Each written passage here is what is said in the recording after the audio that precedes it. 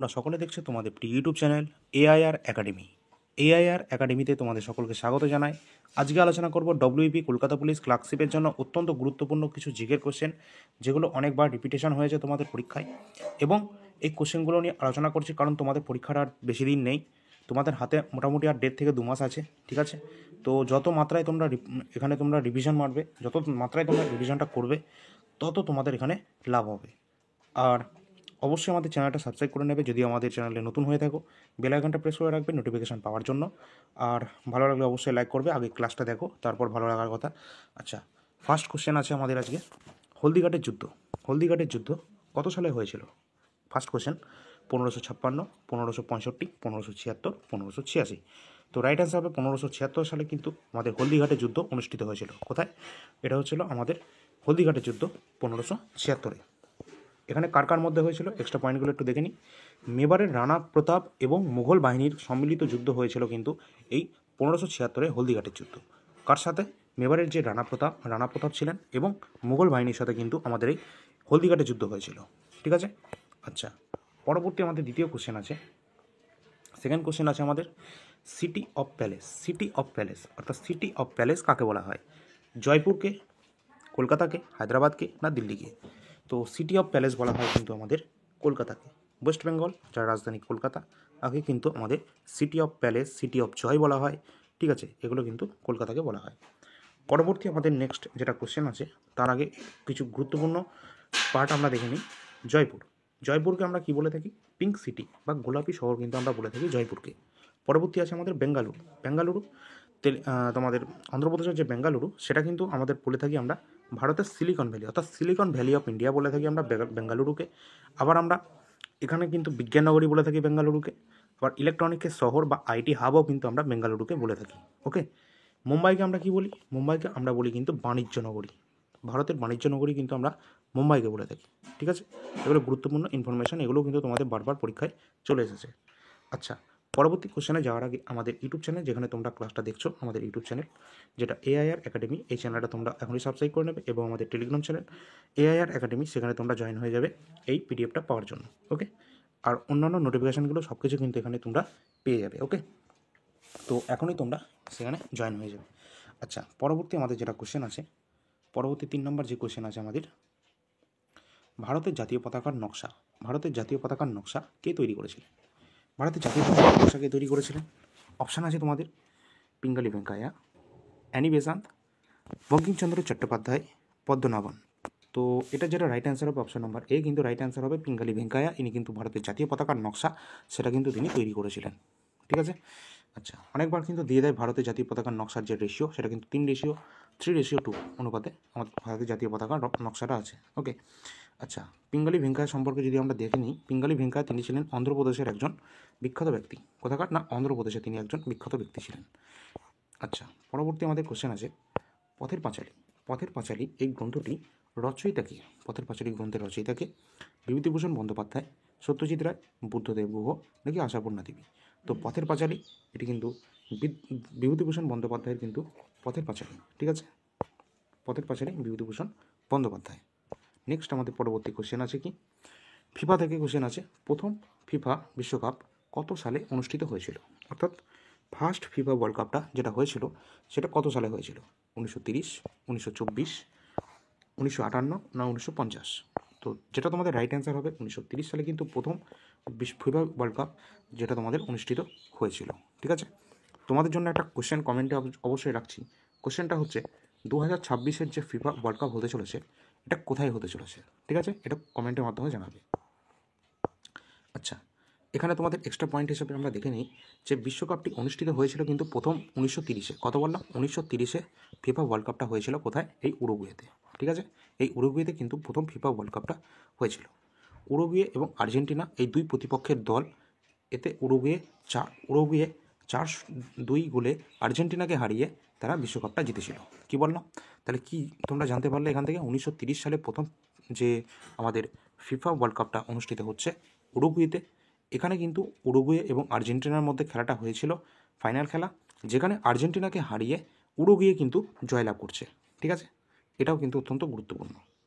পরবর্তী কোশ্চেন আছে আমাদের, হুতুম প্যাঁচা কার ছদ্মনামে কে পরিচিত ছিলেন? শরৎচন্দ্র চট্টোপাধ্যায়, কালীপ্রসন্ন সিংহ, নাকি ঈশ্বরচন্দ্র বিদ্যাসাগর, নাকি মাইকেল মধুসূদন দত্ত? তো হুতুম প্যাঁচা অবশ্যই আমাদের রাইট অ্যান্সার হবে কালীপ্রসন্ন সিংহ। তিনি কিন্তু হুতুম প্যাঁচার ছদ্মনাম নিয়েছিলেন। ঠিক আছে, পরবর্তী আমাদের কোশ্চেন আছে। তার আগে একটা দেখে নিই যে শরৎচন্দ্র চট্টোপাধ্যায় ইনি কোন ছদ্মনাম নিয়েছিলেন? ইনি কিন্তু অনিলা দেবী ছদ্মনাম নিয়েছিলেন। ঠিক আছে, অত্যন্ত গুরুত্বপূর্ণ।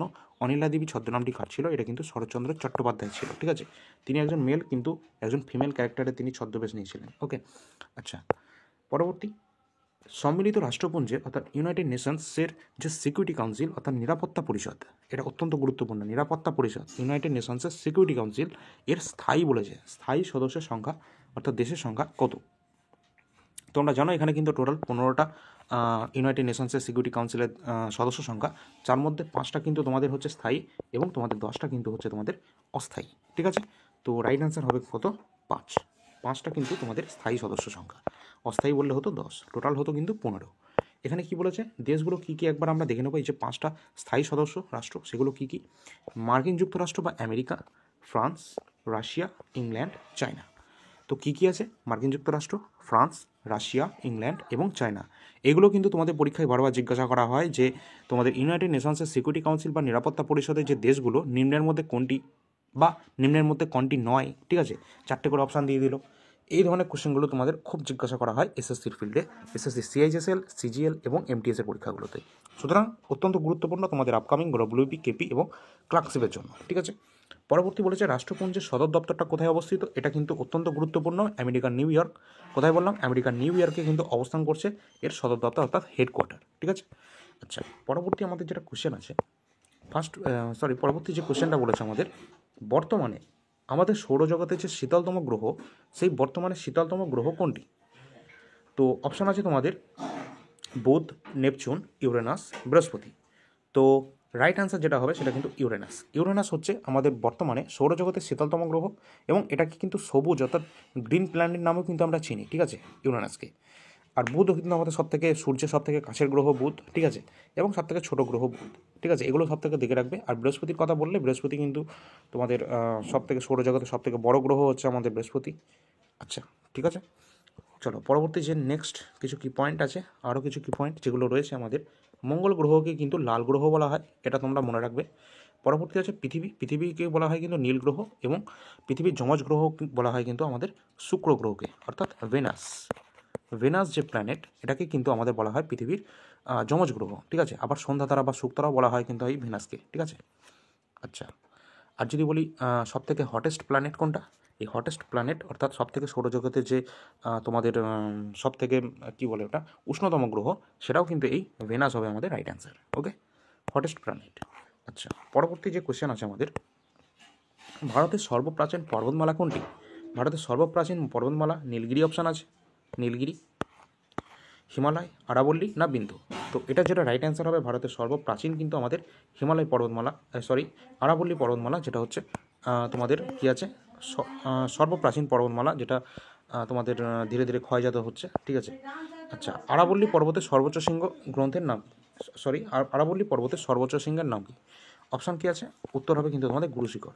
আরাবল্লীর সর্বোচ্চ শৃঙ্গ হচ্ছে গুরুশিখর। ঠিক আছে, আচ্ছা, হিমালয়ের সর্বোচ্চ শৃঙ্গ যদি বলতাম তাহলে কিন্তু সেটা আমাদের মাউন্ট এভারেস্ট হতো। আর এই ধরনের সমস্ত কোশ্চেনগুলো তোমরা একটু দেখে নেবে। পরবর্তী যেটা কোশ্চেন আছে আমাদের, ভারতের নেপোলিয়ান কাকে বলা হয়? ঠিক আছে, ভারতের নেপোলিয়ান কাকে বলা হয়? অপশান তোমাদের কী কী আছে? দ্বিতীয় চন্দ্রগুপ্ত, প্রথম চন্দ্রগুপ্ত, স্কন্দগুপ্ত না সমুদ্রগুপ্ত? তো রাইট অ্যান্সার হবে ভারতের যে নেপোলিয়ান বলা হয় কিন্তু আমাদের সমুদ্রগুপ্তকে কিন্তু বলা হয় ভারতের নেপোলিয়ান। স্কন্দগুপ্তকে বলা হয় কিন্তু ভারতের রক্ষাকারী রাজা। কী বললাম? ভারতের রক্ষাকারী রাজা, ভারতের রক্ষাকারী রাজা বলা হয় কিন্তু আমাদের এই স্কন্দগুপ্তকে। ওকে, তো ভারতের রক্ষাকারী রাজা স্কন্দগুপ্ত। আচ্ছা, পরবর্তী কোশ্চেনগুলো আমরা দেখে নিই, কারণ তিনি হুন আক্রমণকে কিন্তু প্রতিহত করেছিলেন। ঠিক আছে, স্কন্দগুপ্ত। পরবর্তী একটা কী পয়েন্ট আছে, সমুদ্রগুপ্তের সভাকবি কে ছিলেন? হরিসেন। তিনি সমুদ্রগুপ্তের সভাকবি ছিলেন এবং তার রচিত যে প্রশস্তি সেটা হচ্ছে কিন্তু এলাহাবাদ। কী বললাম? এলাহাবাদ প্রশস্তি। ঠিক আছে, এটা কিন্তু কার লেখা? না সমুদ্রগুপ্তের সভাকবি হরিসেনের লেখা। চলো পরবর্তী কোশ্চেন যেটা, সেটা হচ্ছে আত্মীয় সভা এর প্রতিষ্ঠাতা কে ছিলেন? অপশান আছে তোমাদের কাছে কী কী? দ্বারকানাথ ঠাকুর, রাজা রামমোহন রায়, চিত্তরঞ্জন দাস, মতিলাল নেহরু। তো আত্মীয় সভা এর প্রতিষ্ঠা রাজা রামমোহন রায় করছেন। তো রাজা রামমোহন রায় আত্মীয় সভার প্রতিষ্ঠা করছেন। পরবর্তীকালে যেটা আত্মীয় সভা থেকে সমাজ হয়েছিল, তো পরবর্তীকালে যেটা বলছে কি পয়েন্ট, যেটা বলছে ব্রাহ্ম সমাজের প্রতিষ্ঠাতাকে, এটাও কিন্তু রাজা রামমোহন রায়, তিনি কিন্তু ব্রাহ্ম সমাজের প্রতিষ্ঠাতা। ওকে, চলো পরবর্তী যে কোশ্চেনটা আছে আমাদের নৃত্য থেকে আছে ড্যান্স। গরবা, গরবা যে লোকনৃত্য অর্থাৎ ফক ড্যান্স, এটা কোথায় দেখতে পাওয়া যায়? অপশান কি আছে? গুজরাট, রাজস্থান, কেরালা, উত্তরপ্রদেশ। তো গরবা যেটা লোকনৃত্য সেটা সবথেকে বেশি প্রচলিত হচ্ছে গুজরাটে। ঠিক আছে, এটা হবে আমাদের রাইট অ্যান্সার। রাজস্থানে যদি কথা বলি, রাজস্থানে কিন্তু আমাদের ঘুমর, রাজস্থানে কি বললাম, ঘুমর ড্যান্স রাজস্থানে অত্যন্ত জনপ্রিয় একটি ফক ড্যান্স। কেরালায় কিন্তু কথাকলি, এছাড়া কেরালায় আরেকটা আছে যেটা হচ্ছে কি মোহিনী আট্টাম। ঠিক আছে, আর লেখাটা খুব একটা ঠিকঠাক হচ্ছে না। আর উত্তরপ্রদেশের কিন্তু তোমাদের যে ফক ড্যান্স সেটা কিন্তু আমাদের উত্তরপ্রদেশের হচ্ছে কত্থক। ঠিক আছে, উত্তরপ্রদেশের ফক ড্যান্স হচ্ছে কত্থক। ঠিক আছে, কী বলো, গুজরাটের হচ্ছে তোমাদের গরবা আছে, গুজরাটে ভাবাই আছে, গরবা ভাবাই, রাজস্থানে হচ্ছে ঘুমর, চক্রি, গিনাদ। ঠিক আছে, খায়াল, ঝুলন লীলা, এগুলো সবই কিন্তু রাজস্থানের ফক ড্যান্স। আর কেরালা যদি আমরা বলি, কেরালার হচ্ছে আমাদের কথাকলি, মোহিনী আট্টম, ওট্টাম থুলাল। ঠিক আছে, এগুলো উত্তরপ্রদেশে কিন্তু কত্থক সব থেকে বেশি জনপ্রিয়। ঠিক আছে, তো চলো পরবর্তী কোশ্চেন। আচ্ছা, এখানে বলা আছে একটা যে ডান্ডিয়া যে লোকনৃত্য, এটাও কিন্তু আমাদের একটি অত্যন্ত জনপ্রিয় লোকনৃত্য, যেটা আমাদের গুজরাট রাজ্যে লক্ষ্য করা যায়। পরবর্তী যেটা আছে আমাদের কোশ্চেন, টেলিভিশন অর্থাৎ টেলিভিশন এর আবিষ্কারক কে? অবশ্যই তোমরা সকলে জানো এটা, সকলে, সোলেস, নেপিয়ার নাকি বেয়ার্ড। এটা হচ্ছে JL বেয়ার্ড, ইনি কিন্তু টেলিভিশন অর্থাৎ টিভি ইনি কিন্তু আবিষ্কার করেছিলেন। ঠিক আছে, সালটা কত আছে? 1926 সালে জন বেয়ার্ড তিনি কিন্তু টেলিভিশনটা আবিষ্কার করেছিলেন। পরবর্তী যে প্রশ্নটা আছে আমাদের, রাশিয়ার মুদ্রার নাম কি? রাশিয়ার মুদ্রা কিন্তু রুবেল। ঠিক আছে, অপশান কি আছে দেখি। রাশিয়ান মুদ্রা অপশান তোমরা দেখতে পাচ্ছ, তো রুবেল অর্থাৎ এটা হচ্ছে আমাদের রাশিয়ার মুদ্রা। আর রাশিয়ার রাজধানী যদি বলি সেটা কী হবে আমাদের মস্কো। ঠিক আছে, মস্কো হচ্ছে রাশিয়ার তোমাদের ক্যাপিটালস। ঠিক আছে, আচ্ছা পরবর্তী একটু গুরুত্বপূর্ণ কিছু আমাদের বিভিন্ন দেশের যে প্রতিবেশী দেশগুলো রয়েছে তাদের একটু দেখে নিই। প্রতিবেশী দেশ ঠিক না, গুরুত্বপূর্ণ যে দেশগুলো আছে, যেমন চীনের রাজধানী যেমন আমরা বেজিং। ঠিক আছে, আচ্ছা চীনের মুদ্রা কিন্তু আমাদের ইউয়ান। জাপানের মুদ্রাকে কী বলা হয়? ইয়েন। আর জাপানের রাজধানী টোকিও। আর আমেরিকার কিন্তু মুদ্রা কিন্তু ডলার। ওকে, আর তোমাদের রয়েছে ভারতের কিন্তু ইন্ডিয়ান রুপি বা রুপিয়া। আর আমাদের ইরানের কিন্তু রিয়াল আছে। আর আমাদের ইতালির আছে আমাদের লিরা। ঠিক আছে, আচ্ছা এগুলো অত্যন্ত গুরুত্বপূর্ণ। এর মধ্যে সবথেকে বেশি গুরুত্বপূর্ণ, সবকটাই বেশি গুরুত্বপূর্ণ, যেগুলো বারবার তোমাদের এক্সামে জিজ্ঞাসা করা, সেগুলোই আমরা এখানে যুক্ত করে দিয়েছি। ঠিক আছে, কি পয়েন্টে যদি ভালো লাগে আমাদের কন্টেন্টগুলো এবং আমাদের যে পরিশ্রম, অবশ্যই তোমরা কী করবে, লাইক করবে। যদি ভালো লাগে তবে লাইক করবে, ভালো না লাগলে ডিসলাইক করতে পারো, সেটা অপশান আছে তোমাদের কাছে। অবশ্যই যদি ভালো লাগে তাহলে কিন্তু তোমাদের বন্ধুদের সাথে অবশ্যই শেয়ারটা করবে। ঠিক আছে, যাতে এই ভিডিওগুলো, এই ধরনের কন্টেন্ট সকলের কাছে যেতে পারে। ঠিক আছে, সকলে এর লাভ উঠাতে পারে। আর চ্যানেলে যারা নতুন আছো অবশ্যই চ্যানেলটা সাবস্ক্রাইব করে নেবে। পরবর্তী এবং লাস্ট কোশ্চেনে আমরা চলে এসেছি, যেটা আছে ক্রোয়েশিয়ার রাজধানীর নাম কি? জাগ্রিব, তিরানা, লাপাজ, হেলসিঙ্কি। তো ক্রোয়েশিয়ার রাজধানী যেটা হচ্ছে আমাদের জাগ্রিব, ক্রোয়েশিয়ার হচ্ছে রাজধানী। আচ্ছা, আর একটা কোশ্চেন তোমাদের জন্য আমরা রাখছি, হিন্দু প্যাট্রিয়ট যে কোশ্চেনটা তোমরা দেখতে পাচ্ছ স্ক্রিনে, হিন্দু প্যাট্রিয়ট এর সম্পাদক কে ছিলেন? কে আছে অপশান? কৃষ্ণকুমার মিত্র, হরিশ্চন্দ্র মুখোপাধ্যায়, বিপিনচন্দ্র পাল, শিবনাথ শাস্ত্রী। এটা তোমাদের কি থাকবে? হোমওয়ার্ক থাকবে। এটা অবশ্যই তোমরা কমেন্ট সেকশনে কমেন্ট করে সেটা জানাবে। ওকে, তো যদি ক্লাসটা আজকের ভালো লেগে থাকে, ঠিক আছে, তো কী করবে, এখনই কী করবে, এই চ্যানেলের যে ইউটিউব চ্যানেলটা তোমরা যেখানে ক্লাসটা দেখছো, এখনই AIR একাডেমি চ্যানেলটা সাবস্ক্রাইব করে নেবে। টেলিগ্রাম চ্যানেল, এখানে জয়েন হয়ে যাও, পিডিএফটা এখানে পেয়ে যাবে। এছাড়া আমাদের যে মেন চ্যানেল, সেটা তোমরা জানো কি না জানি না, সেটা তোমাদেরকে একবার বলে দিই। আমাদের যে মেন চ্যানেল রয়েছে সেটা হচ্ছে অল ইন্ডিয়া র্যাঙ্কার্স,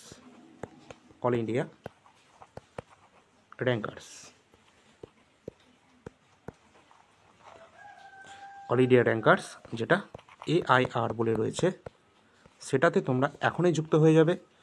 ঠিক আছে, সেখানেও কিন্তু এই ধরনের সমস্ত কন্টেন্টগুলো প্রোভাইড করা হয়। আর সেখানে কিন্তু তোমরা ম্যাথের সলিউশনটা পেয়ে যাবে। অত্যন্ত গুরুত্বপূর্ণ যে ম্যাথের চ্যাপ্টার, যেটা হচ্ছে প্রফিট অ্যান্ড লস, সেই চ্যাপ্টার সমস্ত গুরুত্বপূর্ণ টাইপগুলো নিয়ে আমরা ডিসকাস করছি সেই চ্যানেলে। তোমরা এখনই চ্যানেলটায় যাও এবং সেই চ্যানেলটা গিয়ে এখনই তোমরা দেখে নাও অল ইন্ডিয়া র্যাঙ্কার্স আমাদের ইউটিউব চ্যানেল, এবং এই চ্যানেলটা হচ্ছে আমাদের এআইআর একাডেমি অফিসিয়াল যে ইউটিউব চ্যানেল। ঠিক আছে, দুটো চ্যানেলেই তোমরা জয়েন হয়ে যাবে। সেখানে তোমরা ম্যাথের গুরুত্বপূর্ণ প্রশ্নগুলো পাবে। ঠিক আছে, আগের বছরের প্রশ্নও পাবে, এখানেও আগের বছরের প্রশ্নগুলো পাচ্ছ। এখানে আমরা ডব্লিউপি কেপি স্পেশালিস্ট একদম গুরুত্বপূর্ণ জিকের কোশ্চেনগুলো আমরা আলোচনা করছি এই চ্যানেলে। তো এই চ্যানেল অত্যন্ত গুরুত্বপূর্ণ এবং ওই চ্যানেল তো আরও গুরুত্বপূর্ণ। তো দুটো চ্যানেলে তোমরা জয়েন করে যাবে। ঠিক আছে, তো আশা করি তোমাদের ক্লাসগুলো ভালো লেগেছে। যদি ভালো লাগে অবশ্যই লাইক করবে, কমেন্ট করবে। আর এই যে কোশ্চেনটা তোমাদেরকে দিলাম, এই কোশ্চেনটা কিন্তু তোমরা অবশ্যই তোমরা কমেন্ট সেকশানে তোমরা কমেন্ট করবে, হোমওয়ার্ক যেটা আমরা তোমাদেরকে দিয়েছি। ঠিক আছে, তো আজকের ক্লাসটা আমাদের এই পর্যন্তই ছিল। পরবর্তী ক্লাসে আরও গুরুত্বপূর্ণ বাছাই করা গুরুত্বপূর্ণ জিকের কোশ্চেন নিয়ে আলোচনা করব, যেগুলো তোমাদের আপকামিং ডব্লিউপি কেপি কনস্টেবল এবং ক্লার্কশিপের এক্সামের জন্য তোমাদের অত্যন্ত গুরুত্বপূর্ণ হবে। তো চলো আজকের মতো এই পর্যন্ত, পরবর্তী ক্লাসে দেখা হবে। ধন্যবাদ।